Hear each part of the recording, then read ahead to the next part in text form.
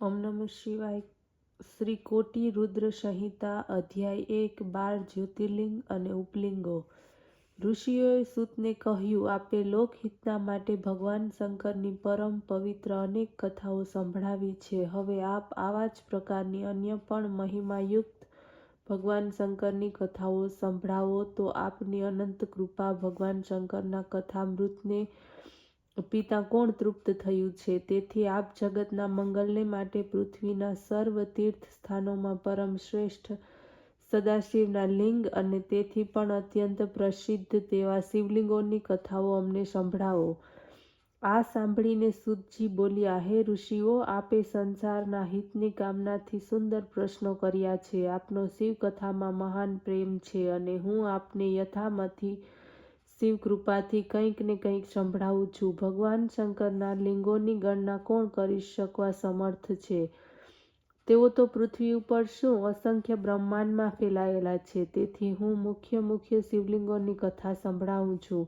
આપ લોકો તે સાંભળો. સૌરાષ્ટ્ર દેશમાં સોમનાથ, શ્રીશૈલ ઉપર મલ્લિકાર્જુન, ઉજ્જૈનમાં મહાકાલ, ઓમકારમાં મમલેશ્વર, હિમાલયના શિખર ઉપર કેદારજી, ડાકિની દેશમાં ભીમાશંકર, કાશીમાં વિશ્વનાથ, ગૌતમી નદીના કિનારે ત્રયંબકેશ્વર, ચિતાભૂમિમાં વૈદ્યનાથ, દારૂકાવનમાં નાગેશ્વર, સેતુબંધમાં રામેશ્વર અને શિવાલયમાં ઘુષ્મેશ્વર. આ 12 જ્યોતિર્લિંગ કહેવાય છે. જે કોઈ પ્રાણી ઉઠીને આ 12 જ્યોતિર્લિંગનું સ્મરણ કરે છે, પૂજન આરાધના કરે છે, એના પાપ તાપ બધું જ નાશ થાય છે. તેઓ અનેક મનોરથને પ્રાપ્ત કરીને પરમ પદને પ્રાપ્ત કરનાર થાય છે.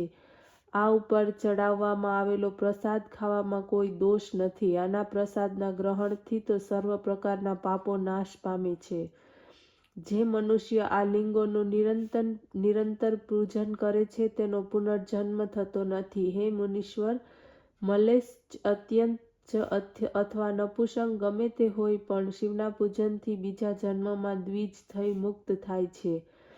માટે મહાદેવનું દર્શન કરવું યોગ્ય છે. હે ઋષિઓ, આ જ્યોતિર્લિંગનો મહિમા બ્રહ્મા, વિષ્ણુ વગેરે દેવતા પણ વર્ણવી શકતા નથી.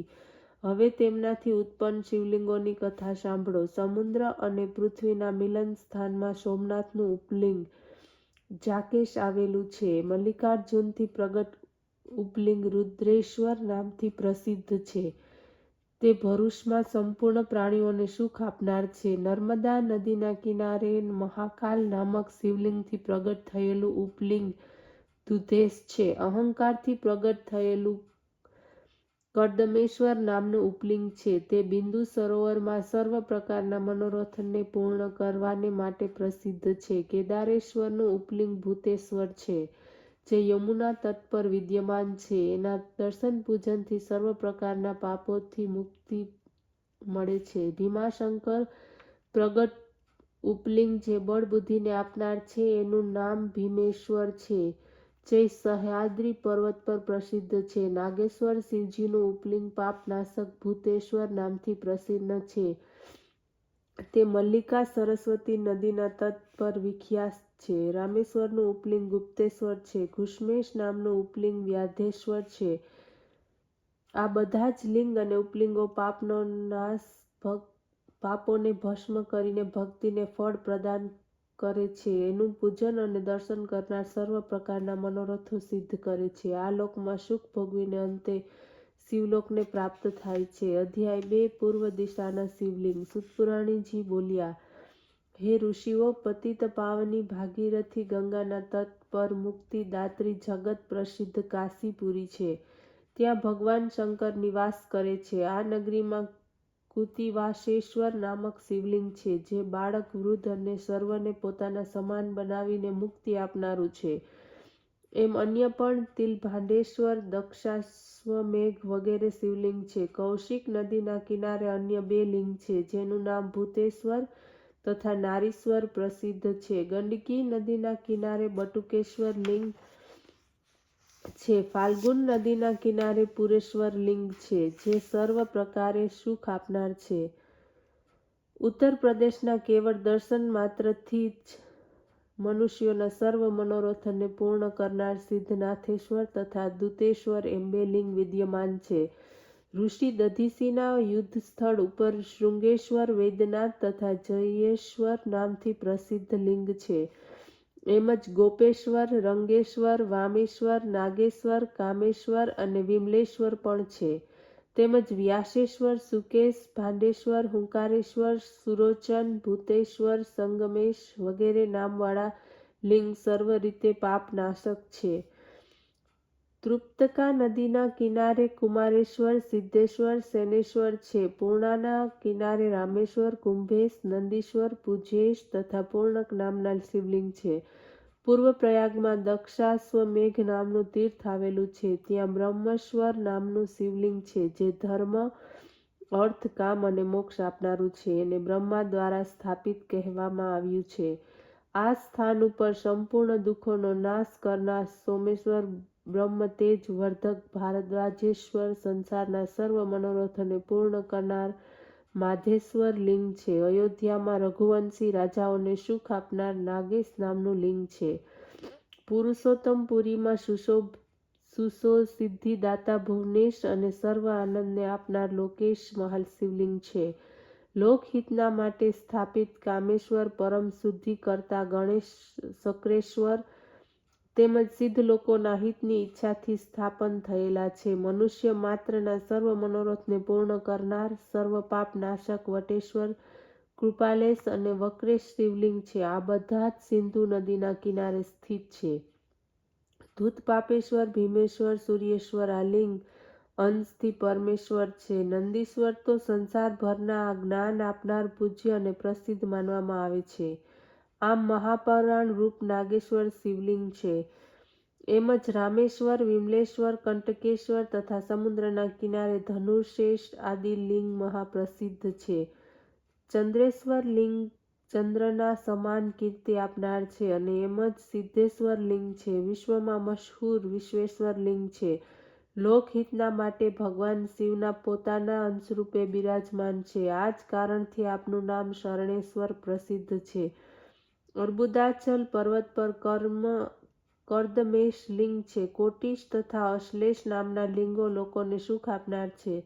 કૌશિકી નદીના કિનારે નાગેશ્વર તેમજ કલ્યાણકારક અનંતેશ્વર મહાશિવલિંગ છે. યોગેશ્વર, વૈદ્યનાથેશ્વર, કોટેશ્વર, સપ્તેશ્વર, ભદ્ર નામક સદાશિવહર, ચંડીશ્વર, સંગમેશ્વર નામવાળા લિંગ પૂર્ણ દિશામાં વિદ્યમાન છે. એ સર્વના નામ સામાન્ય મેં તમને સંભળાવ્યા. અધ્યાય 3 અનસૂયા અને અત્રિનું તપ. સુતજીએ કહ્યું, હે ઋષિઓ, હવે આપ શ્રી મહાદેવજીના સર્વ લિંગાવતારોની કથા સાંભળો. દક્ષિણ દેશના જે લિંગ વિદ્યમાન પિતામહ બ્રહ્માજીની નગરીમાં એક ચિત્રકૂટ પર્વત છે. ત્યાં બ્રહ્માએ મગતેજેન્દ્રક નામના શિવલિંગની સ્થાપના કરી છે. તે સર્વ પ્રાણીઓને સર્વ પ્રકારોની સંપત્તિ આપનાર છે. એનાથી પૂર્વ દિશામાં મનુષ્યોના મનોરથને પૂર્ણ કરનાર કોટિશ નામનું શિવલિંગ છે અને પાપનો નાશ કરનારી ગોદાવરીના પશ્ચિમ કિનારે પશુપતિ નામનું શિવલિંગ છે. ત્યાંથી દક્ષિણ તરફ લોકહિતકારક સતી અનસૂયાને આનંદ આપનાર અત્રીશ્વર લિંગ છે. ઋષિઓ બોલ્યા, હે સુતજી, તેજમય અત્રિ શામક શિવલિંગની કેવી રીતે ઉત્પત્તિ થઈ, કૃપા કરીને વિસ્તારપૂર્વક તે વાત અમને કહો. સૂતપુરાણીજી બોલ્યા, હે ઋષિઓ, દક્ષિણની તરફ ચિત્રકૂટ પર્વતની નજીક કામદ નામનું એક મહાવન છે. બ્રહ્માના પુત્ર અત્રિ મહર્ષિએ પોતાની પત્ની સતી અનસૂયા સાથે ત્યાં નિવાસ કર્યો હતો. ઘણા સમય સુધી ત્યાં તપશ્ચરણ કર્યું. એક સમયે ત્યાં વર્ષા ન થઈ. આ પ્રમાણે 100 વર્ષનો સમય પસાર થઈ ગયો. દુકાળ પડ્યો. અન્નજળનો અભાવ વરસવા લાગ્યો. ભૂખથી પ્રાણીઓ મરવા લાગ્યા. ઝાડપાન, ફળ, ફૂલ કંઈ પણ ન રહ્યું. બધી જ પ્રજા દુઃખી થઈ ગઈ. આ જોઈને અનસૂયા અત્યંત વ્યાકુળ થઈને પોતાના પતિદેવને આ પ્રમાણે કહેવા લાગી કે, હે પતિદેવ, આ પ્રાણીઓનું દુઃખ હું જોઈ શકતી નથી. આપ તે માટે પ્રયત્ન કરો. આ સાંભળીને મહર્ષિ પદ્માસન લગાવીને બેસી ગયા. પ્રાણાયામ દ્વારા અત્રિએ નિર્વિકાર જ્યોતિ સ્વરૂપ શિવની ધ્યાન સમાધિમાં મગ્ન થયા ત્યારે એમનો શિષ્ય ગણ આ જોઈને ભૂખ તરસને લીધે ત્યાંથી ભાગી ગયો. તેથી અનસૂયા એકમાત્ર પતિ સેવામાં તત્પર બની ગયા. સતીએ મંત્રો દ્વારા તથા પાર્થિવ પ્રતિમાની રચના કરી. પછી નિયમપૂર્વક એના પૂજન અર્ચનમાં તે લાગી રહી. માનસોપચારથી શિવને પ્રસન્ન કરવા લાગી. હાથ જોડીને તે પોતાના પતિ તેમજ ભગવાન શિવજીની નિત્ય પ્રદક્ષિણા કરતા સતી અનસૂયા પતિવ્રતા તેજને કારણે પરમ રીતે પ્રકાશતા હતા. તેના તેજથી દૈત્યો, દાનવો, માનવો ડરતા હતા. મહર્ષિ અત્રિ અનસૂયા બંને શિવારાધનામાં સંલગ્ન હતા. હે ઋષિઓ, મહાદેવજી એ બંનેની તપસ્યાથી પ્રભાવિત થઈને ઋષિ મુનિઓ અને દેવગણોને સાથે લઈને ત્યાં આવી પહોંચ્યા અને ગંગાદિક પવિત્ર નદીઓ પણ ત્યાં તેમના દર્શનાર્થે આવી. તેઓની પ્રશંસા કરતા બધા લોકો અને ઋષિઓ મુનિઓ તપ કરતા ત્યાં આવી પહોંચ્યા. અત્રિ મુનિ અને અનસૂયા જેવી તપસ્યા પતિ સેવા કોઈએ હજુ સુધી કરી નથી. બંને ધન્ય છે. આ રીતે સર્વ દેવતા ઋષિ મુનિઓ બંનેના ગાન કરતા કરતા પોતાના ધામ તરફ ચાલ્યા ગયા. પરંતુ ભગવાન શિવજી અત્યંત પ્રસન્ન થઈને પોતાના પૂર્ણની અંશથી ત્યાં જ રહ્યા. માત્ર અંશી ભાવથી તેઓ કૈલાસ ઉપર પહોંચ્યા. પતિ પાવની ગંગા પણ અનસૂયાના પાતિવ્રત્યના પ્રભાવથી એમના ઉપર અનુગ્રહ કરતી પ્રેમથી બંધાઈને ત્યાં રોકાઈ ગયા અને બોલ્યા કે હવે જ્યારે હું પતિ પરાયણ અનસૂયાનું હિત ન કરું ત્યાં સુધી હું ક્યાંય નહીં જાઉં. અનાવૃષ્ટિ 54 વર્ષ સુધી રહી, પરંતુ મહર્ષિ અત્રિ તો એવી જ રીતે અનસૂયા પણ પૃથ્વી ઉપર વર્ષા ન થાય ત્યાં સુધી અન્ન જળ ન લેવાની પ્રતિજ્ઞામાં દ્રઢ રહ્યા. હવે તેઓની આ પ્રતિજ્ઞા કેવી રીતે પૂર્ણ થઈ તે હું કહી સંભળાવું. ઓમ નમઃ શિવાય.